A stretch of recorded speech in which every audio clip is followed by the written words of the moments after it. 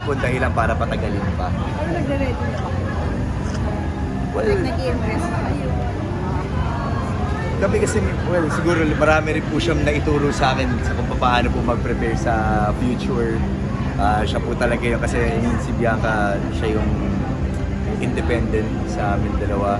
So siya yung nagbibigay sa akin kung paano gawin yung mga bagay. So doon pa lang po parang preparation na rin yun, di ba? Eventually sa future. I guess po it's safest to say for the relationship of Ruru and I na wala pong exact date because right now we both are in very good places in our careers.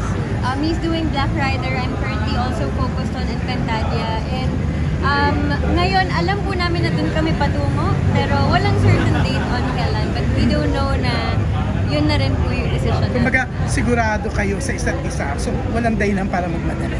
Yes. Sabi mo, Bianc, peg nyo sina Christopher at Gladys. Ay, Okay oo. lang ba sa'yo na 11 years din bago ka pakasalan?